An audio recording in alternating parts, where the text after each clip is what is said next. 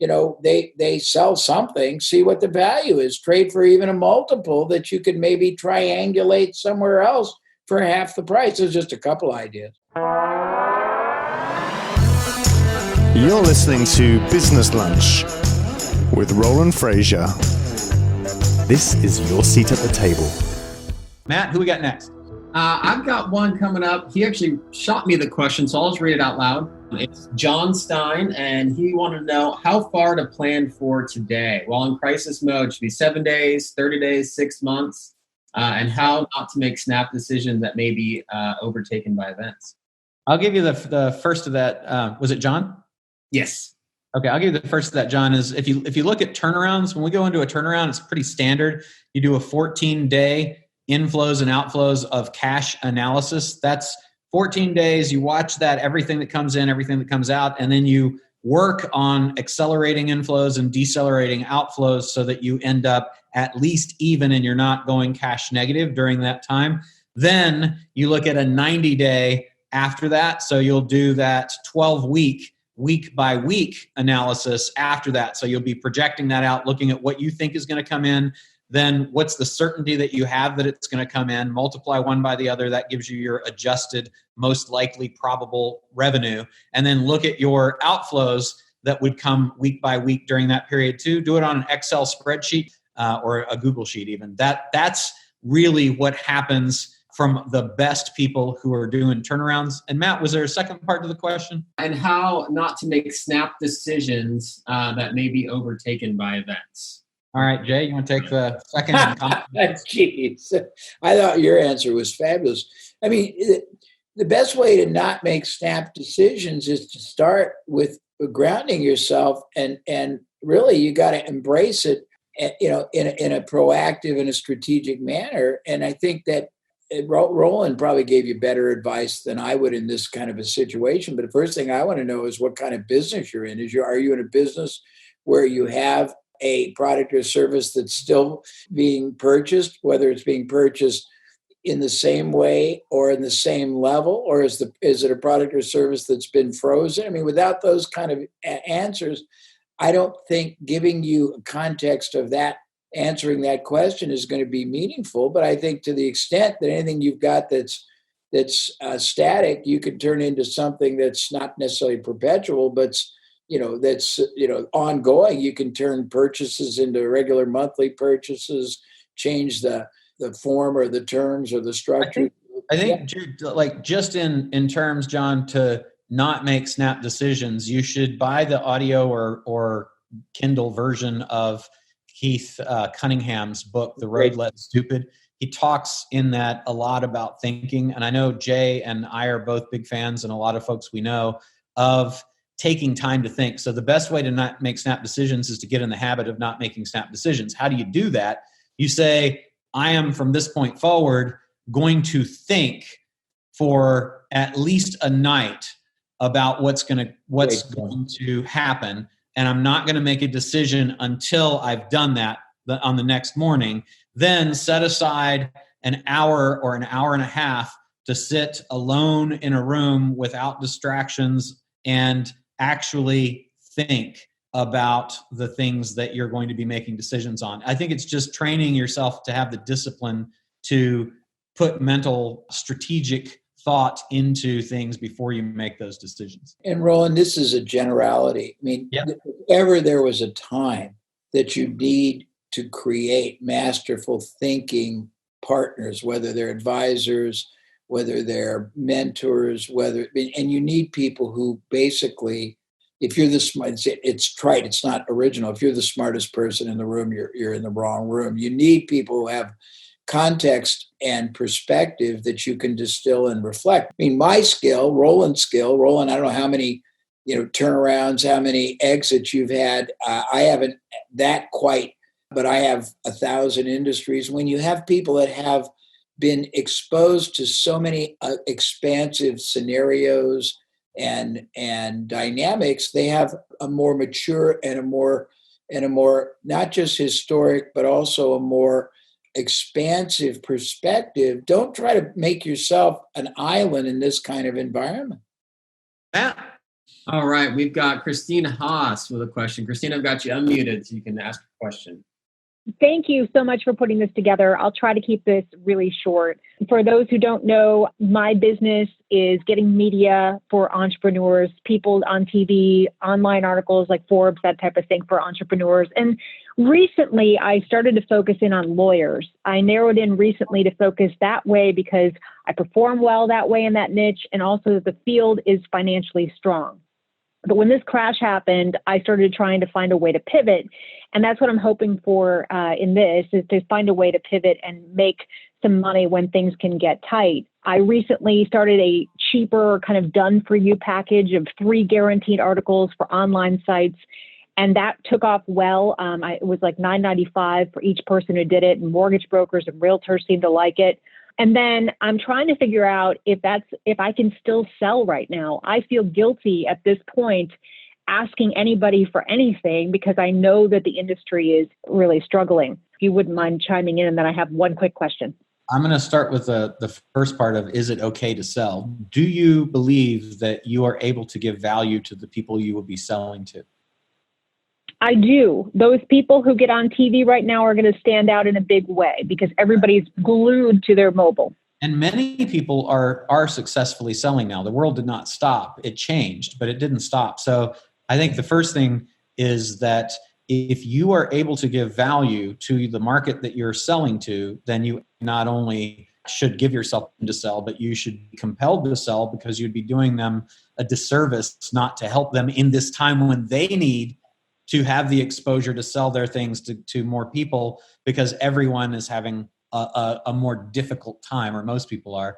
And then the second thing is, in terms of discounting your services, I don't think that you should do that. I think that your services are worth at least as much as they were before this, and probably more. And I know several people who are looking to get their message out right now, who have the funds to do it. And I know John Asseroff texted me just the other day and said, I've got this whole thing that I want to get out. How do I get it out to the maximum number of people? How do I get massive distribution? And I'm willing to pay for it. Just tell me who's best, right? So there is demand for that. Don't let the media hysteria control your view of the world, the value of your services, the ability to sell them, or the pricing that you're giving to other people. Jay? I mean, I get diverted listening to Roland. He's so bright. And you really, you give great advice. Seriously. I would say this to you: throughout all history, I don't care, there have been 47 recessions in our history, our country's history, none like this, of course. But throughout all history, people get rewarded for the amount of problems we solve. Our compensation is normally in direct proportion, if you do it right, the amount of problems we solve or the amount of opportunities we make possible for others. I have a colleague who counsels attorneys, high-end ones, private ones, small ones, but the ones that are basically taking a leadership role in their either fields, their markets, their segments are actually doing surprisingly well right now. The ones that are freezing are not. I think you want to basically not just say, I can help you, but also help them with their positioning and their premise. And I think that commands premium and also give them not just the static, let me get you in the media, on the air, whatever it is, show them the implications now and how to leverage that strategically throughout the process, throughout what will happen. And then finally, I go back to the same lament. Boy, I would find everybody that has access to verticals, lots of the same people, and a lot of these people aren't selling what they want to. They will be very receptive to creating a group type of a disseminated process where people in 500 markets can use the same thing. And you could probably turn this into one of your most explosive growth periods, Christine. Yeah, absolutely. That would be amazing. Okay. Thank you, guys. You're welcome. Matt, who's next? All right, we've got Jason KEYZ up next. Jason. So I predominantly spend my time doing commercial real estate, and I provide capital for acquisition of buildings, et cetera, et cetera. I do have a boutique property management division, so it's like all in-house. So I help clients buy and do that. And the reason I'm prefacing with that, so you understand what I do, I helped a client buy a building recently, and we financed it. We got him the loan, and we're collecting all the rents. We're managing it well and everything. And of course, this happens, and boom, the emails start coming in from tenants. Hey, we're out of business. Hey, we got shut down. We had 30, 40 employees. Some of them are asking for rent abatement into July already, not even knowing that they'll need it till July. Of course, smart for them to ask. Other ones are asking to discount. Some of them are just saying we're moving out. Of course, all that. So I think it would benefit, because I know a lot of people have investments here, even Roland and everybody. So and just thoughts on how to manage the requests while still protecting our clients and making sure that they receive enough income to debt service the building and the expenses that require, and not get them to fall into a hole. You've got a bunch of real estate. You've got people that are, I think, emailing you or contacting you saying, hey, we can't afford this. So you're saying, what do I do? Yeah, I mean, I've got some general ideas, but I figured, it'd be a good question to brainstorm on for a minute here to, decide how are you addressing it right now? Right now, we're honestly just looking at it on a case-by-case basis, but in a multi-tenant office building, for example, the one that I'm hot on right now, the minute I offer one tenant something, they talk. That's like high school. Next thing you know, everybody's going to, whether they need it or not, request it. So right now it's on a case-by-case basis. I've even considering adding a small confidentiality clause to anything that we negotiate and say that this, And what percentage of people have asked for something? Right now on this building, for example, it's 40 tenants. We've only had 2. So it's a very small, but I think we're just early on in this issue. Yeah. Well, obviously the longer it goes, the more challenging it will. And what are they asking for?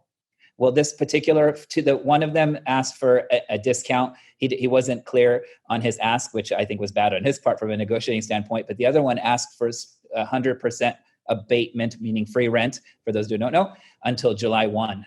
Yeah. So the two things I would think is, one, remember that percentage is small. That's a very small percentage overall. So that's a good thing, because it's easy for us to all get, when 3 people asks for something out of 100, it's easy for us to go, oh crap, everybody's asking for this. Yeah. So always keep perspective. Then the second thing is, I had a good conversation with Todd Herman this morning, and when he asks what to do in situations like this, I really liked his approach. And he said, same but more. So what can you do for these people if they were pay the same that would be more than they would normally be paying for? And what Jay said earlier, I thought would be a great answer to that, which is, what could you do to help them that with their business? Why not be a consultant to them and say, look, I'm not going to lower your rent or abate it until exactly where you are. So the first thing I want to do is go through your numbers right now. Where are your numbers in comparison to where they were before? Because again, same thing. Maybe it's only 2 out of 100 of their clients that are doing this. Okay, well, you don't need a reduction. You're fine. Right. Oh my God, everybody literally, and my income has cut in half. Fantastic. Let's talk about that. Let me see your numbers. Let's go through that. What does that mean? How much cash do you have in the bank? How long can you go before you're going to be negative? What are your expenses? Let's talk about what we can reduce from other people. Let me help you negotiate the rent. Let's say the rent's $5,000 a month. Let me help you negotiate $5,000. I'll find $5,000 out of your current expenses that you can cut, right? That are going to hurt you. But it's definitely going to hurt you if you don't have this space to come back to. And I don't want to see that happen. So I want to work with you consultatively to make that happen. And that's the more for same. Then the other side of that would be, if they really do need help, then don't give an abatement. Don't give it for a period of time longer than 30 days. It should be a month-by-month basis. Correct. And then give a reduction as opposed to an abatement. So, let's figure out through their budget, what can they afford to pay? Because everybody instantly goes to, let's just not pay. Well, no, how about if you pay half or 3/4 or whatever? Those would be my thoughts. Jay?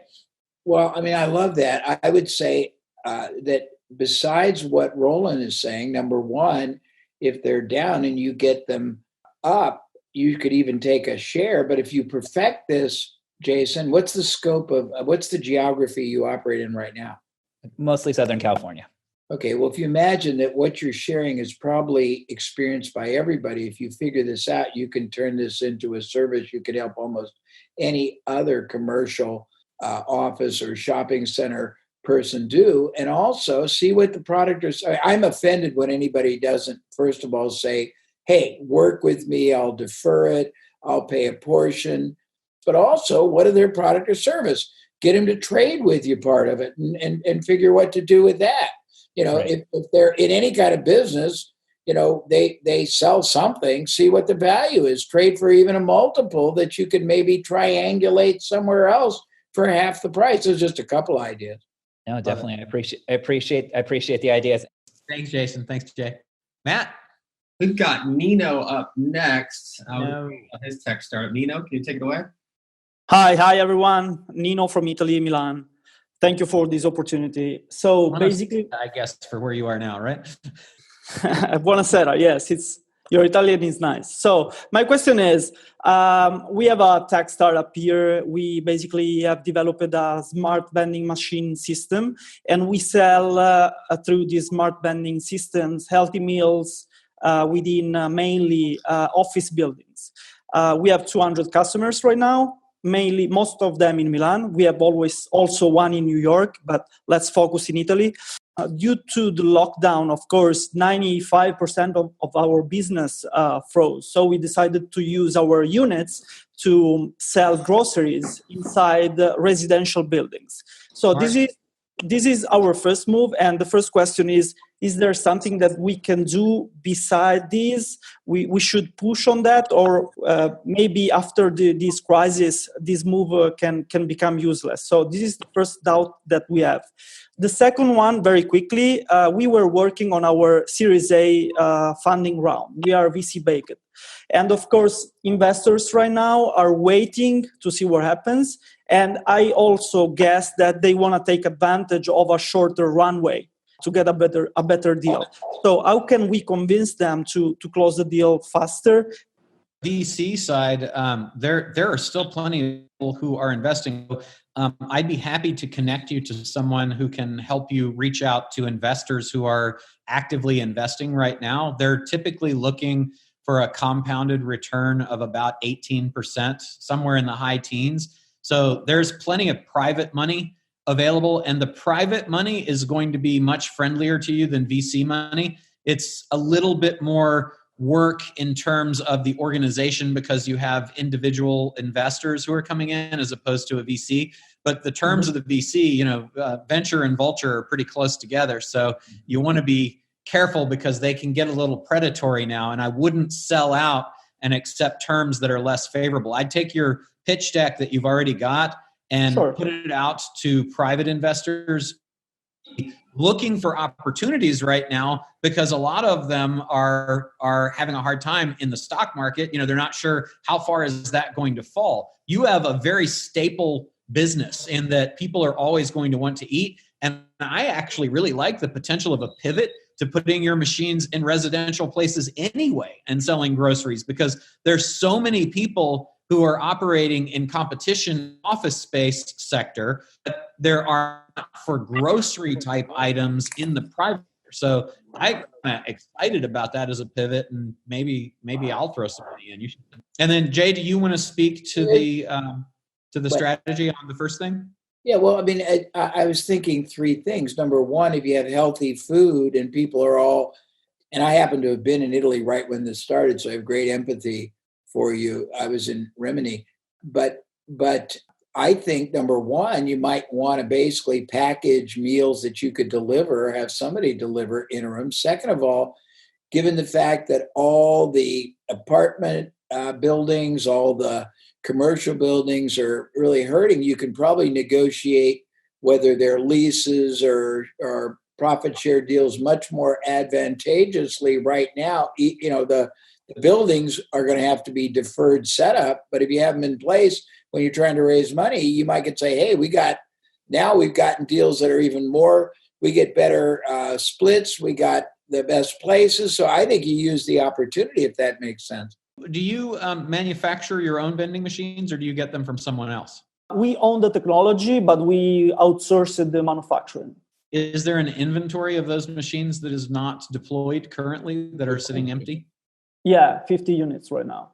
So 50 units to me means that you could reach out to 50 residential buildings, talk to your, if you haven't paid for them or if you have to pay for them, you could ask for a deferred payment with consignment and some sort of arrangement to pay the manufacturer based on deploying these in residences. But you have a really great opportunity. So you have the ability to add a significant percentage, right, to your existing market. You do that. So I a great opportunity to do that. And then how is your supply? Are you okay with your supply on your groceries and things? Yes, we are right now. We closed the deal with Carrefour, which is one of the leading grocery chain in Europe. So they are supplying all the groceries right now. And are you paying for those in advance, or is that a consignment deal so you pay as they're sold? No, we are paying in advance right now. Okay. So I reach out to them and say, here's what we're doing. We have a great public relations thing, and you guys can hire Christine to get this word out for you, right? That we have a great opportunity. Talk to Ford and say, we have an opportunity to be there for everybody when they need us. We're redeploying 200 machines, actually adding another 50 to residences to provide groceries that they won't be able to get. And if you want to shine like a star, here's an opportunity for you to not make us buy those in advance. They'll be secure in the machines, so you don't have to worry about getting paid. You, as we receive any unsold groceries, we'll send back to you. To me, man, you got a great opportunity to really light it up here. And you talk about getting your VC excited when you're able to do something like that. I mean, I think you got a great opportunity. And Roland, I know I'm going to do an exemption for a minute. Two things. One, are the 200 units, are they been deployed into residential, or are most of them sitting in offices that can be repurposed? And second, repurposing this. That's the redeployment. And secondly, Jesus, you might go to, what's it called, Carrefour, and see if they want to be an investor. They probably might be the best source. Yeah, because this is something I haven't. I mean, maybe you've seen it done. Have you seen this done? The groceries, the more grocery type things in a vending machine in a residence, as opposed to snacks and unhealthy sodas and things like that. That's the first time that we see something similar, at least in Italy or Europe. Man, I think you got a tremendous opportunity. I think that maybe would be something that would not only allow you to blow things up during this time, but even going forward to be your new business model with Blue Ocean, only Blue Ocean. Agreed. Okay, who we got next? I've got Mike Zeller's question in here, copied down right now. So his question is, how much do entrepreneurs care about referral strategies right now? Or should I focus on creating mini courses or trainings on joint ventures, collaborating, and building exponential relationships? Well, I know Jay is all set to answer this because he has like 1.3 million referral strategies. We were just talking about that. Yeah. Well, I mean, I don't know, Mike. I don't remember. I remember you because Mike came to a program of mine a couple of years ago. I don't remember exactly the scope. I know you're diversified, but I think that strategic alliances give you access to tons of people. Referrals give you access one-on-one to somebody's network. If you want to default right this moment to, pragmatism and strategic prudence, you'd go for what's going to envelop the market first and then go back to the second. That's just my perspective. Roland? No, I agree with you 100%. I think that there's a huge demand for referral relationships. And my gosh, that's what we preach, is go to centers of influence and get referrals. So that I would absolutely focus there and not be another course seller. What people want is they want the thing that the course is supposed to teach them how to do. So if you get to disintermediate the course and the hassle and take it out and be the person that's creating that for them, to me, that's way more valuable. And also, guys, really the difference between a referral and a strategic alliance, an endorsement, a partnership, a JV, an exchange, it gets to be very nebulous. I think it's just a matter of figuring out who has access to the markets either you want, or who has access to the markets different types of businesses or professionals want, and figure how you can basically insinuate yourself either for fee or percentage or whatever the compensation is in doing it. You can own the world right now. I always believed, here's the deal, in my opinion. If you do a strategic alliance, a relational capital, whatever you want to do, somebody's already sunk years, hundreds of thousands, millions, tens of millions, hundreds of millions in the relationship. They already have the trust. They've already preempted you to get direct access. Credibility is rapid. Closure is rapid. Scale is rapid. To me, if you can get involved in any variation of it, whether you're teaching it, whether you're doing it, whether you're doing it for fee, whether you're doing it, I mean, if I were reliving my life, that's all I would have done. I went rogue on myself, but I made tens of millions of dollars when I was young doing it, and I just got fascinated with other activities. But we've done billions of dollars ourselves or through clients or colleagues with this, and the front money you spend is almost nothing. You only pay either after the fact or in exchange, and you get cash up front. Just everything about it to me is probably the most perfect strategy possible. Yeah, exactly. Matt, we got about 5-10 minutes, enough time for a couple more, and then we're going to do this a little bit more. I'll tell you guys how we're going to go about doing that once. Great. Yeah. So I got Derek. Derek, I'm going to go ahead and unmute you. He's got a question about an app that he's put together off one of his ideas. So I'm going to let him take it away. Derek. All right, Derek. Hey guys, thank you. So, Mr. J, I created an app off of your Icy Hot story. So we have an app that pays referrals for everything in the world, from restaurants to doctor's offices. So it takes the referral and it breaks it up with everybody involved. The person who made the referral gets 33%. The person who redeems the referral gets 33%. And the app keeps 33% for facilitating it.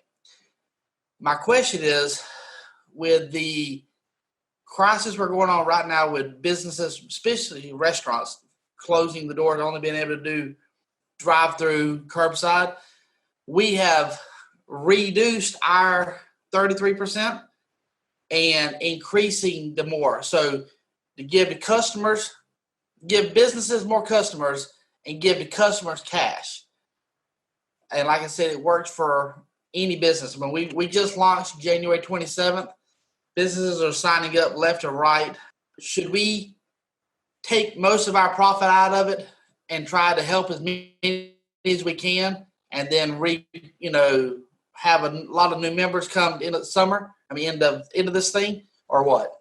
I'll give you a quick sort of a knee-jerk response with a qualification, and Roland can.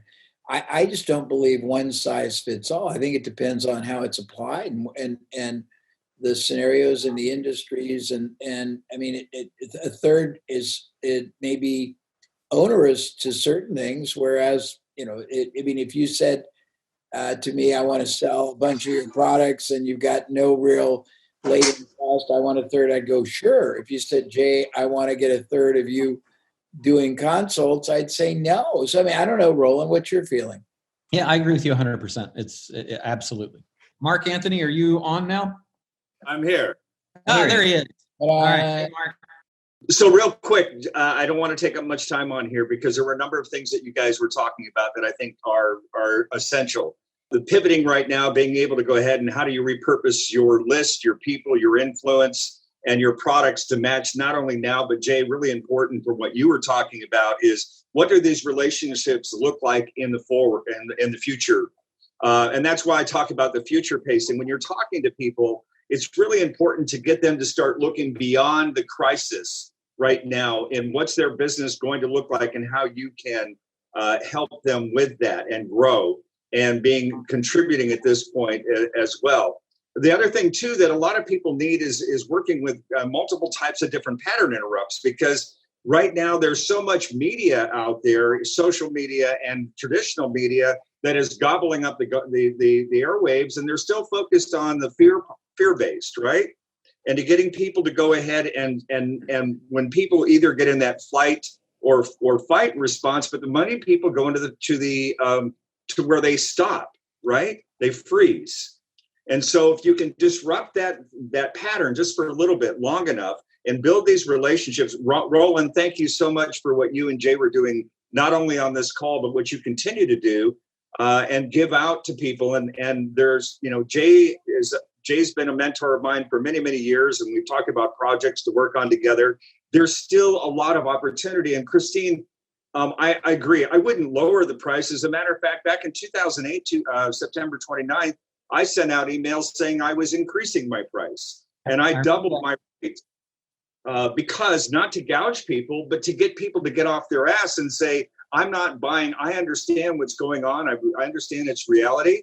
But at the same time, I wanted to show my value proposition. And by dropping that, I'm still able to contribute, just like what Roland and Jay are doing here, and so many people are on this call. We can contribute to build that relationship. We can contribute to go ahead and build the authority and credibility and being able to have that. But when we're dealing with people that are other influencers, we have to realize so many people are going after them as well. And Roland, real quick on the thing that you were talking about, where you look at how you look at things differently. I have a process I created years ago, and I call it, what would James do? And I know that a lot of people on this call probably have people come to them and say, I need some framework. I need some guidance. And we give good guidance to them. But as Roy Williams has always said to me, it's hard to read the label when you're in the box. And so when you do that, sometimes you can't give yourself the same type of contribution or guidance. So I take a paper and I write down James. James is my avatar.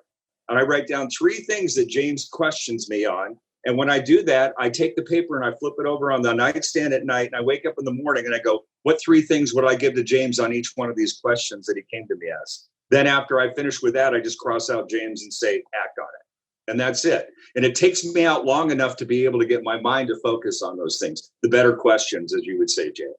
I love it. Thank you, Mark. I appreciate that. Awesome. Jay, anything you want to say in wrapping up? And everybody didn't get their question answered. Remember, I'm in. We'll come back. We'll answer all your questions. Anything to say in closing?